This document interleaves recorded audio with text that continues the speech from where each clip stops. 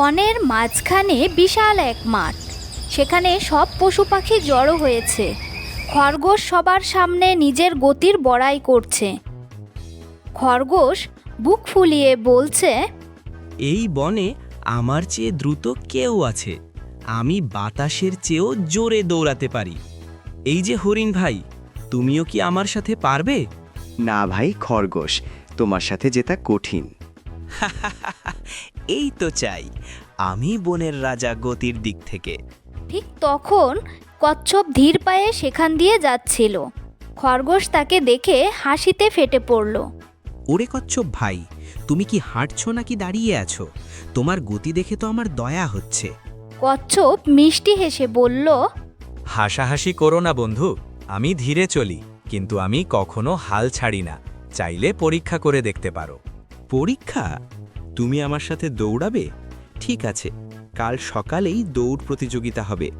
ওই পাহাড়ের ওপাশে যে লাল ঝান্ডা আছে, যে আগে সেটা ছুঁতে পারবে সেই জিতবে। পরদিন সকালে বনের সব পশু পাখি বিচারক হিসেবে হাজির। শিয়াল মামা রেফারির বাঁশি নিয়ে তৈরি। শোনো সবাই, দৌড় শুরু হবে এই বটগাছ থেকে আর শেষ হবে পাহাড়ের মাথার ওই লাল ঝান্ডায়। তোমরা কি তৈরি? আমি একদম রেডি। খরগোশ মনে মনে বলছে, কচ্ছপ তো আজ হাসির পাত্র হবে। আমিও তৈরি। 1, 2, 3। শিয়াল বাঁশি বাজালো। খরগোশ এক লাফে অনেক দূরে চলে গেল। কচ্ছপ তার নিজের তালে খটখট খটখট করে হাঁটতে শুরু করলো। খরগোশ মাত্র কয়েক মিনিটেই পথের অর্ধেকটা পার হয়ে গেল। সে পিছনে ফিরে দেখল কচ্ছপকে ধুলোর মতো দেখা যাচ্ছে না। খরগোশ হাঁপাতে হাঁপাতে বলল, ধুর, কচ্ছপের সাথে পাল্লা দেওয়া তো বোকামি। সে তো আজ সন্ধ্যাতেও এখানে পৌঁছাতে পারবে না। পাশে একটা বিশাল গাজরের ক্ষেত আর একটা সুন্দর ছায়াঘেরা গাছ ছিল। পেটটা একটু ভরে নিলে কেমন হয়? কচি কচি গাজরগুলো দারুণ লাগছে। খেয়ে একটু জিরিয়ে নি। আমি 5 মিনিট ঘুমিয়ে উঠে দৌড় দিলেও কচ্ছপ আমার ধারে কাছে আসতে পারবে না। খরগোশ পেট ভরে গাজর খেলো এবং গাছের নিচে শুয়ে আরাম করে গভীর ঘুমে মগ্ন হলো। সূর্য মাথার ওপর তপ্ত রোদ ছড়াচ্ছে। কচ্ছপ খুব ক্লান্ত, তার গলা শুকিয়ে যাচ্ছে, কিন্তু সে থামছে না। কচ্ছপ নিজের মনে বলছে, একটু জল খেলে ভালো হতো, কিন্তু না, আমাকে এগোতে হবে, থামা যাবে না। পথে কাঠবেড়ালির সাথে দেখা। কচ্ছপ ভাই, তুমি এখনো হাঁটছো? খরগোশ তো অনেক আগে চলে গেছে। সে যাক বন্ধু, আমি আমার চেষ্টা চালিয়ে যাব। হাঁটতে হাঁটতে কচ্ছপ দেখলো খরগোশ গাছের নিচে নাক ডেকে ঘুমাচ্ছে।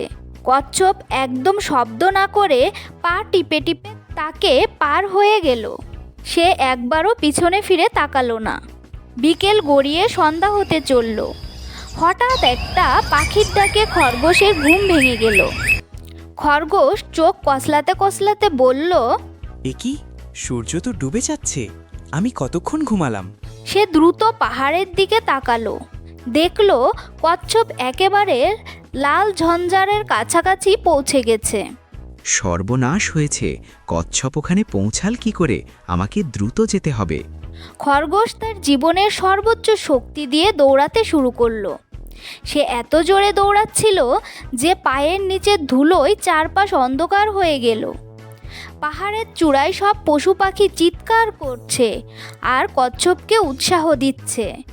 সবাই একসাথে বলছে, আর একটু, আর মাত্র 2 পা, কচ্ছপ ভাই এগিয়ে যাও। কচ্ছপ শেষবারের মতো একটা লম্বা পা ফেলল এবং লাল ঝঞ্ঝারটি ছুঁয়ে দিল। ঠিক সেই মুহূর্তেই খরগোশ সেখানে পৌঁছালো, কিন্তু ততক্ষণে অনেক দেরি হয়ে গেছে। আজকের বিজয়ী হলো ধীর স্থির কচ্ছপ। খরগোশ মাথা নিচু করে বলল, এটা কিভাবে সম্ভব? আমি তো এত দ্রুত দৌড়াই। বন্ধু খরগোশ, অহংকার আর অলসতা তোমাকে ডুবিয়েছে। আমি জানতাম আমি ধীর, তাই আমি এক মুহূর্তের জন্যেও থামিনি। ধৈর্য আর কঠোর পরিশ্রমই আমাকে জিতিয়ে দিয়েছে। খরগোশ তার ভুল বুঝতে পারল। সে কচ্ছপের দিকে হাত বাড়িয়ে দিল। আমাকে ক্ষমা করো বন্ধু, আজ থেকে আমি আর কাউকে ছোট করব না। তুমি সত্যিই মহান। কোনো ব্যাপার না বন্ধু, চলো আমরা সবাই মিলে এখন এই বিজয় উদযাপন করি। সব পশু পাখি মিলে বনে মিষ্টি মুখ করলো এবং নেচে গেয়ে আনন্দ করলো। তারপর থেকেই দুই বন্ধু একটি গাছের নিচেই ঘুমাতো। বনের পরিবেশ আগের থেকে অনেক সুন্দর হয়ে উঠল। আমাদের গল্পটা ভালো লাগলে অবশ্যই চ্যানেলটি সাবস্ক্রাইব করবেন। আল্লাহ হাফেজ।